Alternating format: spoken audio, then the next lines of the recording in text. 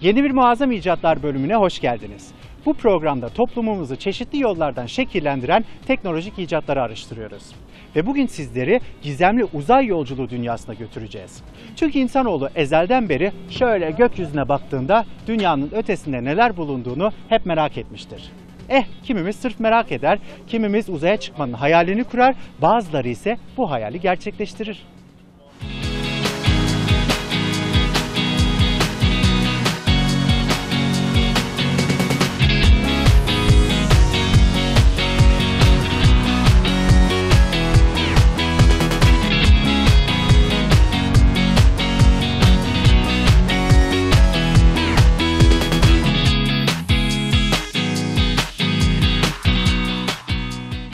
Bir insan için küçük, insanlık için büyük bir adım. Bu sözleri Neil Armstrong 1969'da Ay'a ilk ayak basan insan olduğunda sarf etti. Onun gibi astronotlar her zaman bilime ve topluma hizmet etmek için göreve çıktıklarında gösterdikleri cesaret ve becerileri için büyük saygı görmüşlerdir. Dünyadan ayrılmadan önce farklı aşamalardan geçip ağır şekilde eğitim almaları gerekiyor. Bu bölümde de astronotların gelişmiş teknolojilerle nasıl bir şekilde eğitim aldıklarını ekrana taşıyacağız. Заправлены планшеты, космические карты, и штурман уточняет последний раз маршрут. Давайте-ка, ребята, споем-ка перед стартом, у нас еще в запасе 14 минут.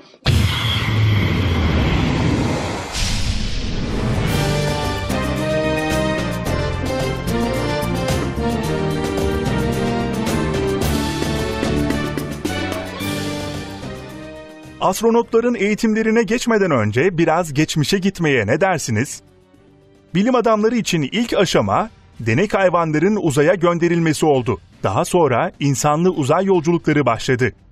12 Nisan 1961'de insanın uzay macerası başladı. Rus astronotu Yuri Gagarin, Vostok 1 adlı aracın içinde yolculuğa çıktı. Dünyanın etrafını 1 saat 48 dakika içerisinde dolaştıktan sonra tekrar atmosfere girdi ve 7 kilometre yükseklikten paraşütle atlayarak görevini tamamladı.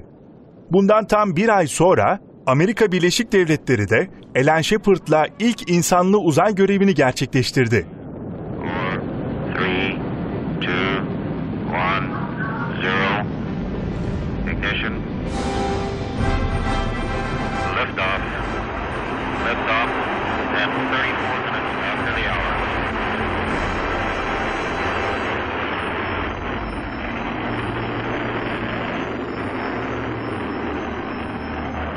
Launch is okay.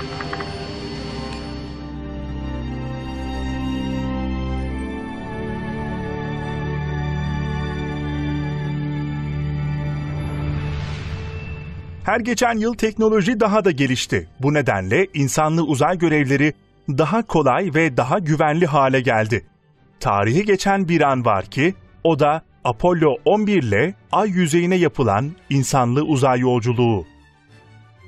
Bu uçuşta astronotlar Neil Armstrong, Buzz Aldrin ve Michael Collins vardı. Böylece 20 Temmuz 1969'da saat 20.18'de Ay yüzeyine iniş yapan ilk insanlar oldular. İnişten 6 saat sonra 21 Temmuz günü saat 01.56'da Armstrong Ay üzerinde yürüyen ilk insan oldu. That's one small step for man, one giant leap for mankind.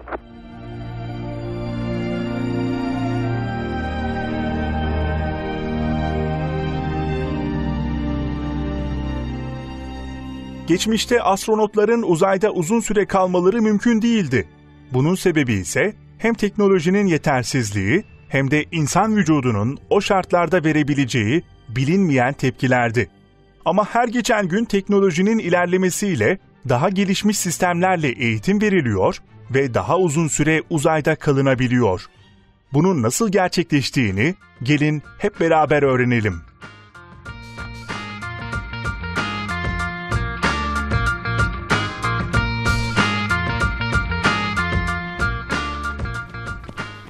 Aman Allah'ım. Resmen nefes nefese kaldım. Ama iyi bir astronot olmak istiyorsam zekamın yanı sıra sağlam bir bünyeye de sahip olmam gerekiyor. Şaka bir yana, astronotlar misyona gitmeden önce yoğun bir şekilde eğitim almaları gerekiyor. Bunu daha önce belirtmiştik. Bu süreç içinde uzay mekiği, uzay istasyonu ve bunun gibi birçok konu hakkında bilgiler edinirler. Bunun yanı sıra tıpkı askeriyede olduğu gibi suda ve karada yaşam mücadelesi antrenmanları yaparlar. Tıpkı benim gibi. Hadi devam edelim.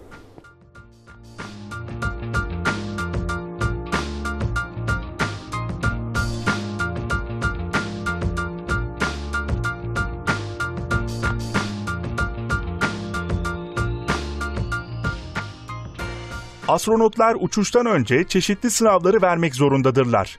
Avrupa Astronot Merkezi'ne gelen astronotlar ilk olarak 16 ay süren temel antrenman eğitimi sürecine başlarlar. Bu eğitim sürecinde uzay teknolojisi bilimi, temel tıp eğitimi ve uluslararası uzay istasyonu hakkında bilgiler edinirler. Astronotlar uzay teknolojisi biliminde uzay yolculuğu mühendisliği, aerodinamik, itici gücün kanunları, yörünge mekaniği, araçların özelliği, astronomi ve dünyanın gözetlenmesi hakkında bilgiler öğrenirler. Tıp eğitimi hakkında insan psikolojisi, biyoloji ve yerçekimsiz ortam hakkında bilgiler edinirler. Acil bir durumda nasıl ilk yardım yapmaları gerektiğini de uygulamalı şekilde öğrenmeleri gerekir. İlk kısmı tamamlandıktan sonra ileri seviyede bir yıl eğitim almaya devam ederler. Yeryüzünde kontrol merkezlerinde önemli deneyleri ve transport araçlarını öğrenirler. Astronot olmak iyi bir takım oyuncusu olmak anlamına gelir. Bu yüzden diğer takım arkadaşlarıyla yoğun bir şekilde tüm görevleri gözden geçirebilecekleri çalışmalar yaparlar. Uluslararası Uzay İstasyonu alçak dünya yörüngesinde bulunur. Burası, düşük yerçekiminin olduğu araştırma laboratuvarı olarak hizmet vermektedir. Astronotlar bu istasyonda Ay ve Mars misyonları için gerekli olacak uzay sistemlerini test ederler. Astronotlar 16 ay süren temel eğitimlerini tamamladıktan sonra Uluslararası Uzay İstasyonu'na ait olan her şeyi detaylı bir şekilde öğrenirler.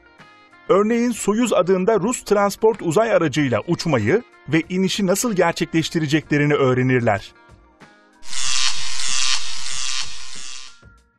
Evet, şu an Decent modülünün tam önündeyiz ve birazdan bizzat deneyeceğiz ama öncelikle Bay Gist bize tam olarak bunun ne olduğunu anlatabilir misiniz? Elbette. Kendiniz izah ettiğiniz gibi bu kısım Soyuz uzay aracının tam orta kısmıdır. Yani hareketli bir misyon esnasında astronot ve kozmonotlar aracın bu kısmında otururlar. Buradan uzay istasyonuna yaklaştıklarında aksaklıkları olduğu takdirde aracın hareketlerini ve yörüngesini kontrol edebilirler. Misyon bittikten sonra da aracın bu kısmında oturarak atmosfere geri dönerler. Tamam, siz hazırsanız ben de hazırım. Ben hazırım. Bir görelim.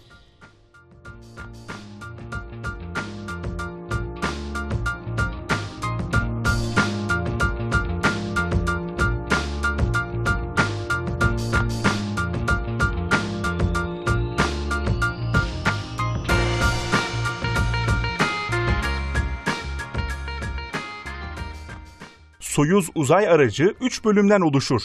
Ön tarafta misyon esnasında ekibin kaldığı yer bulunur. Biraz arkasında aerodinamik dönüş modülü vardır. Yani ekibin dünyaya güvenli bir şekilde dönüş yapmasını sağlayan kısımdır. Uzay aracının en arkasında güneş panellerinin bağlı olduğu silindir şeklinde hizmet modülü vardır. İçinde çeşitli araç gereçler ve motorlar bulunur. Dünyaya geri dönüşte bu 3 kısım atmosfere girdikleri anda birbirlerinden ayrılırlar. Hizmet ve yörünge modülü tek bir defa kullanılır ve atmosfere girdiğinde yanıp kül olur. Dönüş modülünün yarısından fazlası ısıya dayanıklı bir şekilde kaplanmıştır ve böylece modülün atmosfere geri girdiğinde yanması engellenir. Dönüş modülünü ilk etapta atmosfer yavaşlatır. Ardındansa yeryüzüne yaklaştığında modülün daha da yavaşlaması için özel tasarlanmış bir paraşüt açılır ve aracı inişe hazırlar. Yere iniş gerçekleşmeden 1 metre önce frenleme motorları çalışmaya başlar ve yumuşak bir iniş sağlanır.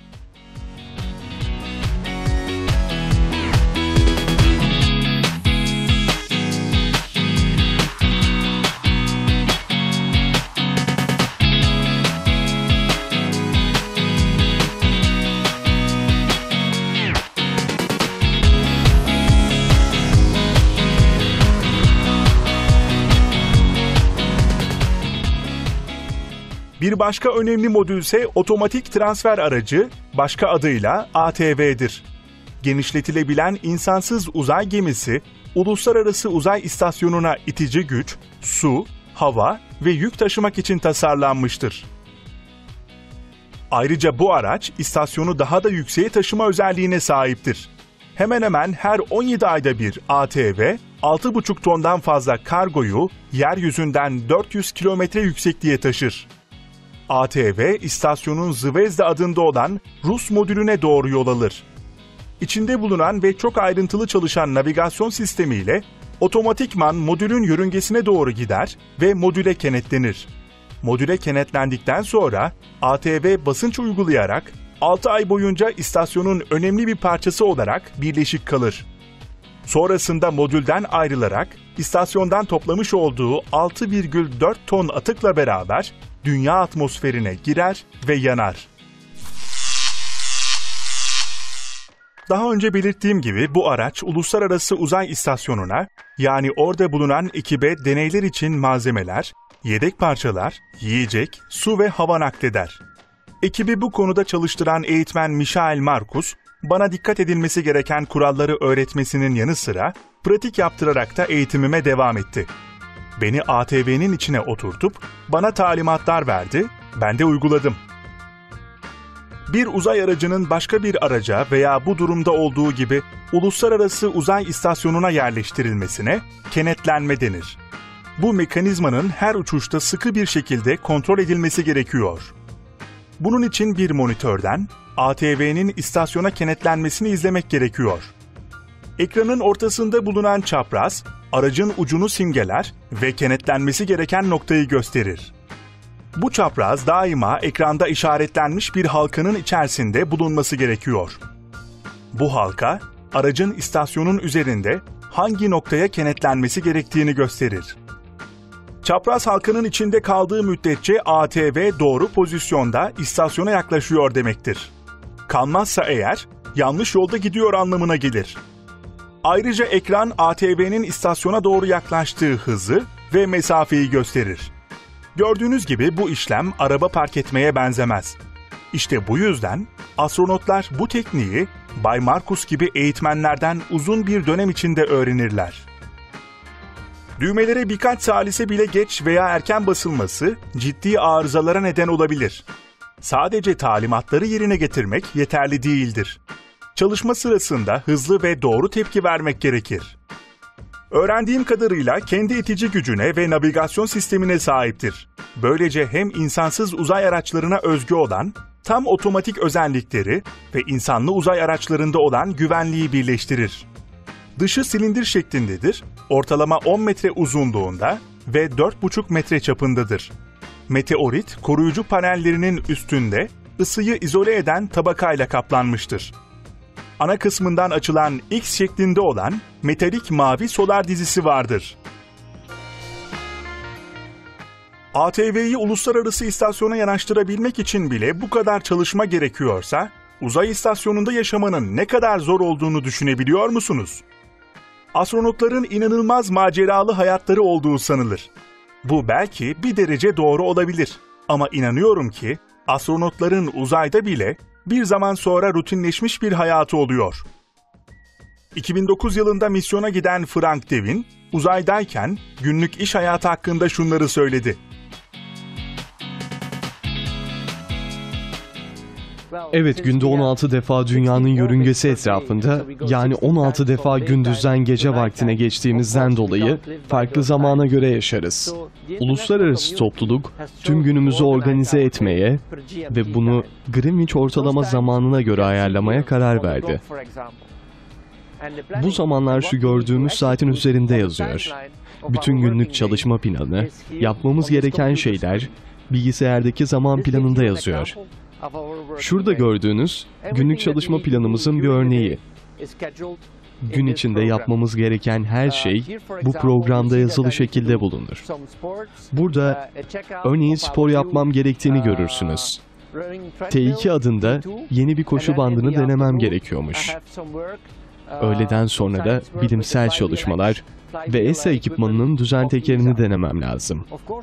Genelde sabahları işe başlamadan önce boş vaktimiz oluyor. Yaklaşık 1-1,5 saat kahvaltı ve rutin işlerimiz için vakit oluyor. Güne 15 dakika süren sabah toplantısıyla başlarız. Ardından mesai başlar ve mesai bitmeden önce de tekrar günlük planlama toplantısı yapılır. Ondan sonra uyku öncesi dediğimiz 1,5 saat boş vaktimiz oluyor. Bu süreç içerisinde akşam yemeği yer ve rutin işlerimizi görürüz.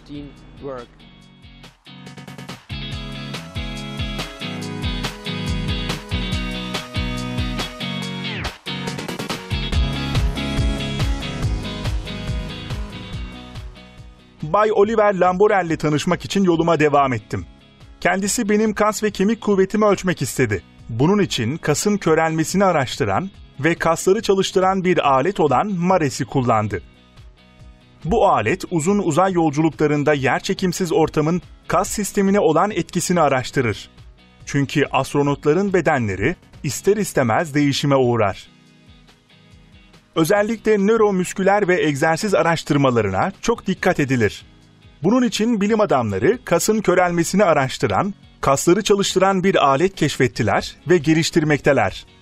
Bu aletin kısaltılmış adı MARES'tir. Vücudun eklem yerlerinin etrafında çeşitli kas gruplarının gücünü birbirinden bağımsız bir şekilde değerlendirip kontrol eder. Ayrıca kasların pozisyonunu, hareket hızını, dönme hareketini ve gücü arasındaki bağlantıyı ölçer. Bir ana kutunun içinde çeşitli sensörler, doğrudan sürücülü motor, batarya ve elektronik devreler vardır.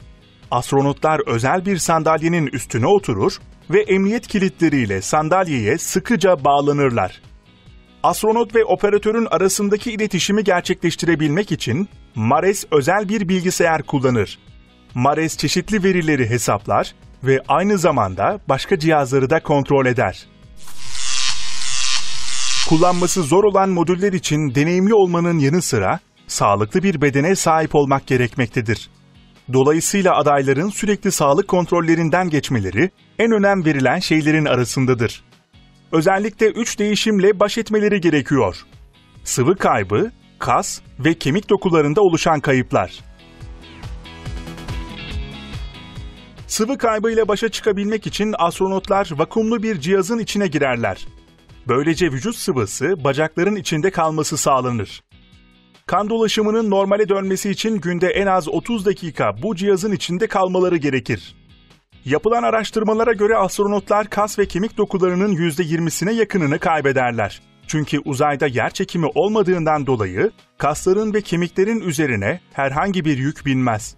Kaslarımızın gücünü dünyadaki yerçekimine karşı kullanırız. Bedenin alt kısmındaki kemikler, yani bacaklar ve kalça, omurga bölgesinde bulunan bütün yükü taşır. Tabii ki bu durum uzayda değişiyor. Yerçekimi olmadığından dolayı bu fonksiyonlar anında zayıflar ve zamanla yitirilebilir. Bunun en büyük sebebi ise yerçekimi olmadığından dolayı bir noktadan diğer noktaya gidebilmek için bedeni güce ihtiyacın olmaması. Kas ve kemik dokusunun az zarar görmesinin en iyi yolu sürekli egzersiz yapmaktır. Kaslar çalışır, kemiklere yük gelir ve böylece kemikler ağırlığı hisseder. Astronotlar bunun için ayak değirmeni, kürek çekme hareketleri ve bisiklet gibi çeşitli aletlerle günde en az 2 saat çalışırlar. Peki ya bu aletlerde nasıl uçmadan oturabiliyorlar? Antrenman esnasında aletlerin üstüne bungee jumping için kullanılan kalın iplerle bağlanırlar. Bunun sayesinde günlük sporlarını kolayca yaparlar.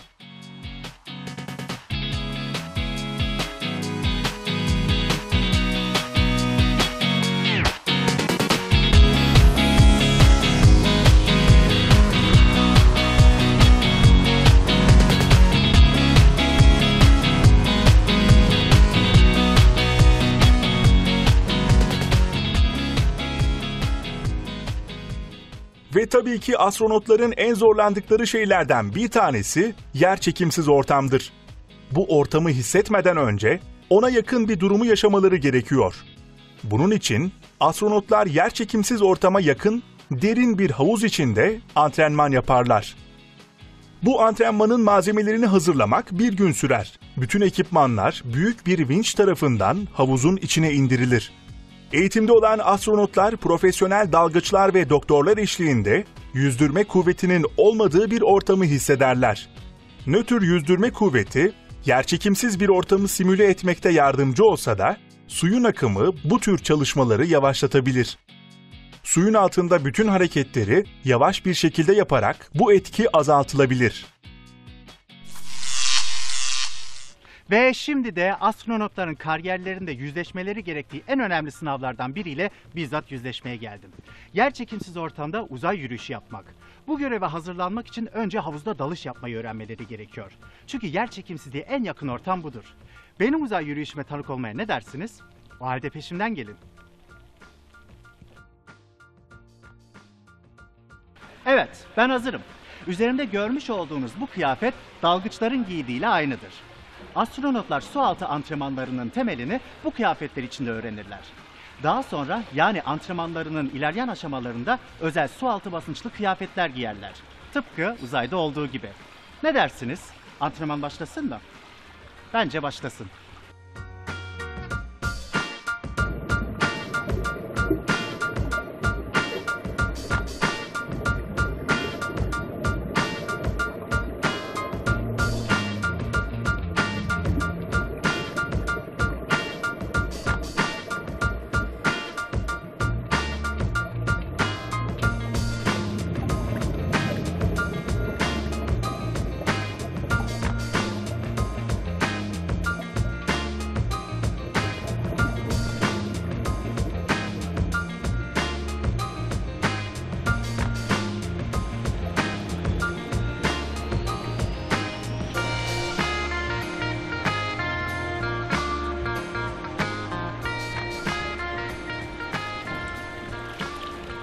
Aman Allah'ım. Resmen yürümekte zorlanıyorum. Bacaklarım sanki birkaç ton ağırlıktaymış gibi hissediyorum. Yerçekimsiz bir ortamda birkaç saat kaldıktan sonra bedeninizin tekrar dünyadaki yerçekimine alışması biraz zaman alır. Şimdi anlaşıldı.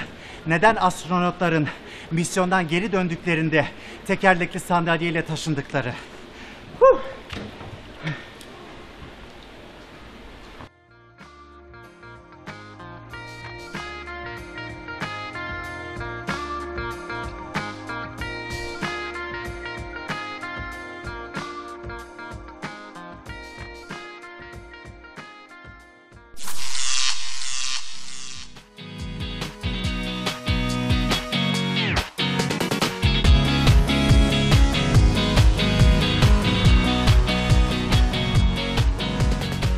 Astronotlar için en son ve belki de en önemli adım olan yerçekimsiz ortamın canlandırıldığı nötr yüzdürme kuvveti departmanındayız.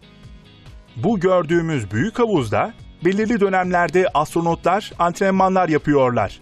Bu konu hakkında departman başkanı Erve Stevenö şunları söyledi. Evet, burada nötr yüzdürme kuvveti departmanında Avrupa Uzay Merkezi'nin büyük havuzu bulunur. ESA'nın astronotlarını hem uzayda yürüyüş için hem de NASA ve Rusya'da gerçekleşen uzay giysili yürüyüş antrenmanlarını hazırlarız.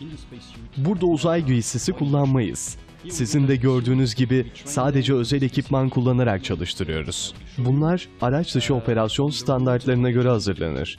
Yani yapılan, uygulanan bütün kurallar, güvenlik konuları veya söylenecekler burada yapılır. Ve böylece araç dışı operasyon doğru bir şekilde gerçekleşir.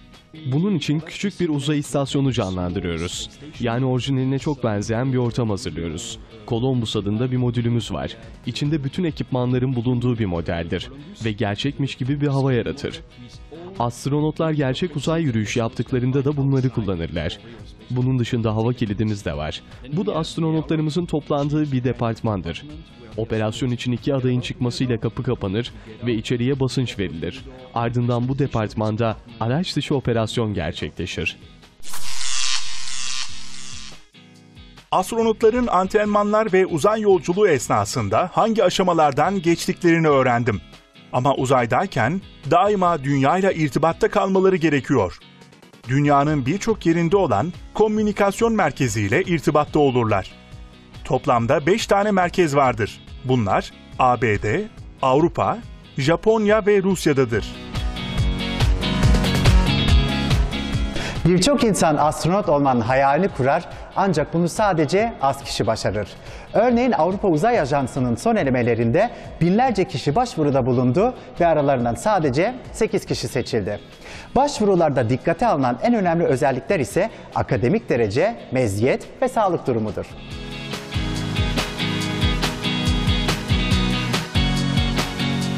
Bugün insanlık adına hizmet eden astronotların uzay yolculuğuna gitmeden önce hangi eğitim aşamalarından geçtiklerine tanık olduk. Uygulanan tüm çalışmaların gelişmiş teknolojilerle yürütülmesi, bu sistemlerin ne kadar muazzam icatlar olduğunu gözler önüne seriyor.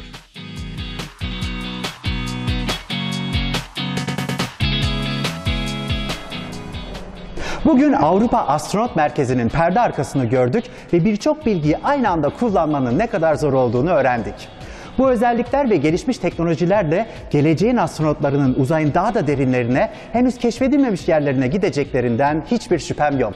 Haftaya tekrar görüşmek üzere. Hoşça kalın.